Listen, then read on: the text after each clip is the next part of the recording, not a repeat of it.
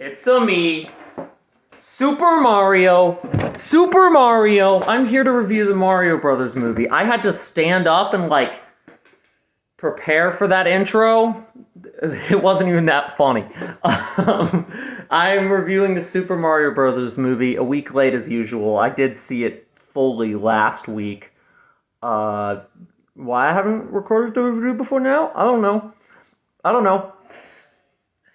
We know how I am. We know how I be.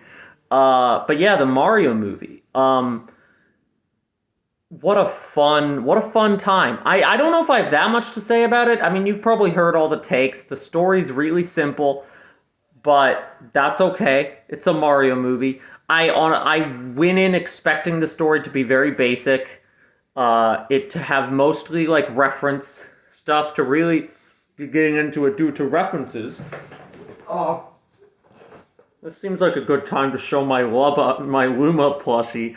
Um, I came in to see the funny Luma go more meat for the grinder and laugh with friends, but I actually got a movie that was a lot better than I expected. It's not some big masterpiece, but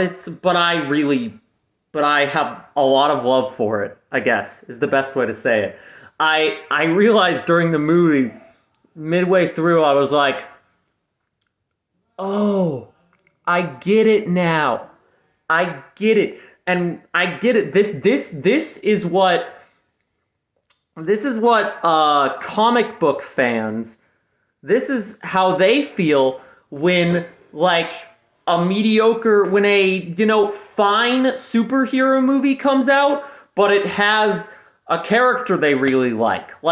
This is how, I don't know. Well, this is how Doctor Fate fans feel when they watch Black Adam. It's like, yeah, the movie's I mean, Black Adam is a much worse movie than the Mario movie. Let me make that clear. But it's the same kind of thought process that goes into, the movie was fine, but seeing the character on the big screen, that's how it feels. That's how it feels.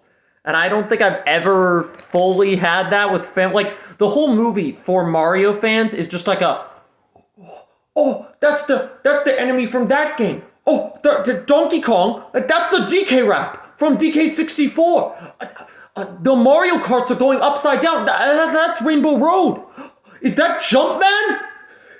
It is absolutely a do you get the nostalgic reference movie, but also there's a lot of attention and care paid to fit it to putting those references in there to where they're not look at the reference, but they're just this is the Mario world, and these are things that are in the Mario world. That is the Sand Kingdom from Mario Odyssey, and they are walking through it to get to the Kong Kingdom. That's Cranky Kong, and he's Donkey Kong's father slash grandpa slash older version of Donkey Kong. The movie doesn't address that.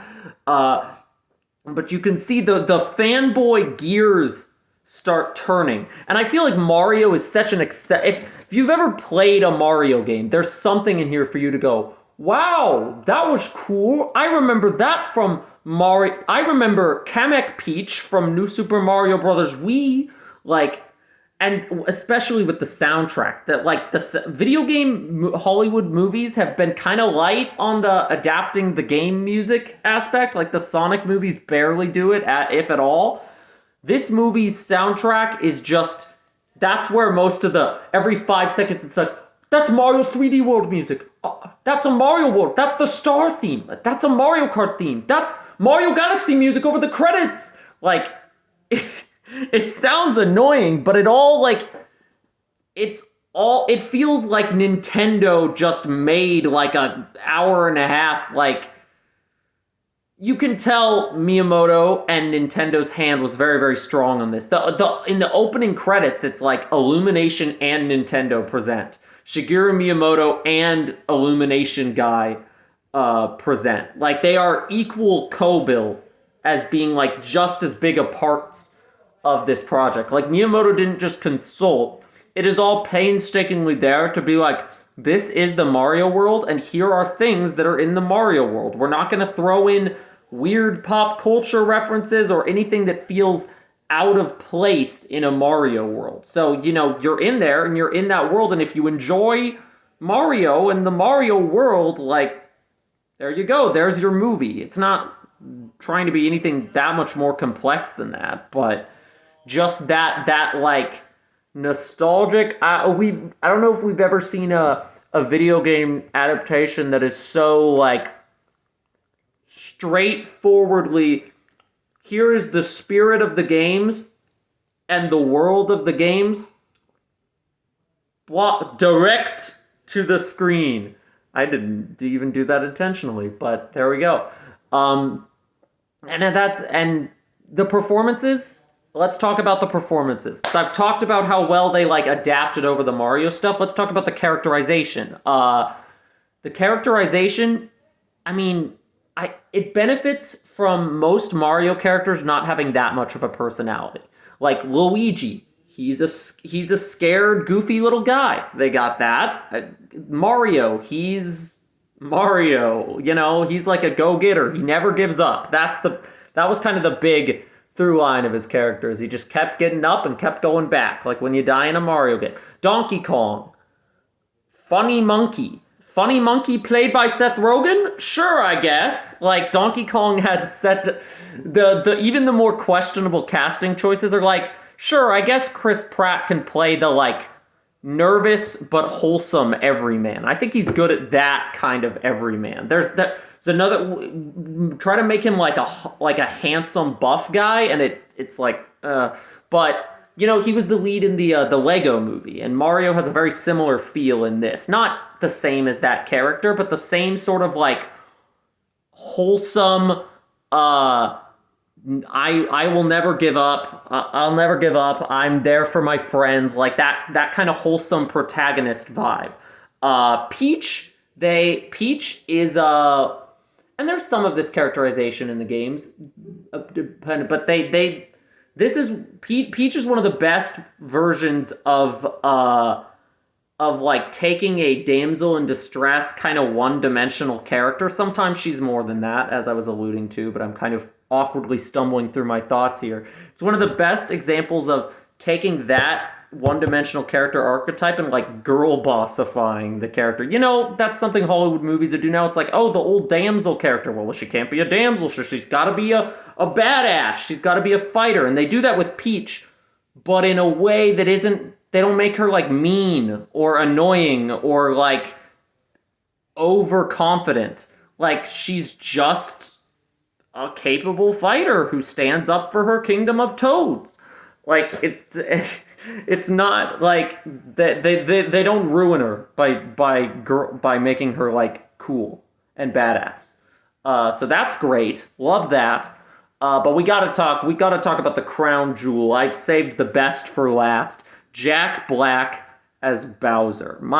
Bowser is one of the few Mario characters, at least the ones in this movie, that actually does have like a lot of characterization, especially if you pull into spin-off games, side titles, the RPGs. Bowser there is a very funny, very like cartoon baddie, like goofball villain, and Jack Black understands. Jack Black nails it. There's literally zero complaints. Jack Black understands Bowser on a deeper level than just what the script gave him or what like the surface level Mario, the surface level Donkey Kong.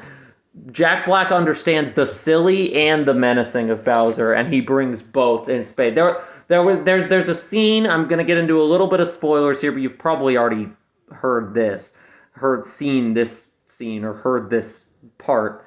But there's a scene where they cut to Bowser's lair, and the Koopas are rocking out to the Bowser battle theme from Super Mario 3D World Bowser's Fury, which only came out like 2 years ago. Like, it sounded it fit so naturally into the scene. It was like diegetically inserted that I was like, this song feels like it was made for this movie and then put in that game later. Like, that's what I'm like. The references go up to like recent history too. Like there's clearly Nintendo consulting because that song is from like a something like 2 years ago, like the last major Mario thing released, and it's just in there. It's just in there. It's in the movie. It's not.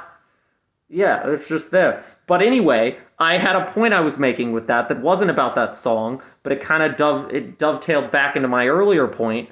Uh, After that scene, I turned to my friend and I was like, "Oh, I hope Bowser sings." And then, like the next scene with him, he is sitting in front of a piano, and oh, that's what I'm like. When the scene opens with Bowser on the piano, such joy filled my heart. This is just such a fun movie. They nail like the Bowser singing a song.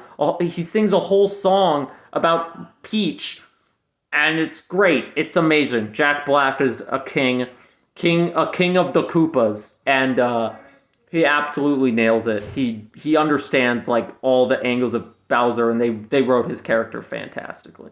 The menace side and the evil side and the goofy side, just absolutely perfect. No complaints. And I feel like that's all I have to say about most of the movie. I don't really have critiques to aim at it. The critiques I could say are just that the like most of the plot like it's very paper thin in terms of plot. They don't even waste time with the usual, and this is a positive actually. It's not even a complaint. They don't waste time with the usual kids movie cliches of like Mario gives up and then he has to be persuaded to be a Super Mario again. Like they honestly they barely even waste they barely spend any time delving into the psyches of characters. It's pretty much just moving from the next Mario of the movie's plot has the depth of a basic Super Mario game's plot, of Mario Odyssey's plot, of New Super Mario Bros.'s plot. It doesn't go any deeper than that. Uh, it only goes deeper than that in the sense that the characters have dialogue. And so, like, I guess it goes a little deeper than that, but not much. It doesn't go as deep as any of, like, the Mario RPGs do. It's just, like, a fun time. And if any, I see why they picked Illumination now, because what they got out of that was Illumination is very good at making really accessible, easy to follow, simple kids movies. And normally I would say that as a detraction. Like I'm not really a fan of their work. Their best movie other than this one is probably Despicable Me, and I don't even like that movie that much. But in this case, it works because you have Nintendo. The simple Nintendo fun wholesomeness attitude mixes well with the simple accessible kids movie Illumination angle, and they fuse together well. And Nintendo was there to make sure Illumination didn't turn the Toads into funny minions or throw in fart jokes or pop culture references, so it just preserves the spirit of Mario without anything that would date the movie. The closest thing it comes to like real world stuff is that Mario and Luigi are from Brooklyn, but even that is like a reference to the Super Mario Brothers show. Like that's yeah, it's all just like this is the most canon a video game movie has ever been. I guess that's the simplest way to put it. Is it just feels like another entry in the wonderful Mario series. And if you enjoy the Mario series, probably already seen the movie. It's now it's already the top grossing video game movie of all time. Because the kids are rolling out, the parents are rolling out, the Nintendo nerds like me, the children at heart are rolling out. Uh, the movie may not be the biggest critical hit, but it's the kind of thing where it's like, can you trust like movie critics who don't care about Mario to give you a recommendation? You trust the people who care about the power of the Nintendo fanboy combined with the Illumination child audience. This movie is gonna be a hit for like not everyone, but anybody who likes anybody who doesn't mind a simple, fun kids movie using an IP that they enjoy. Yes, this is the simplest way to put it. And it certainly left me excited for more of this Mario Cinematic Universe, the new MCU. Screw the old MCU. I haven't seen Ant-Man and the Quantum Mania, but I have seen the Mario movie. And I think the Mario movie has already outgrossed Ant-Man, actually. Which is kind of, Marvel. But yeah, that was my review of the Mario movie. Let's go! Woohoo! Arrivederci!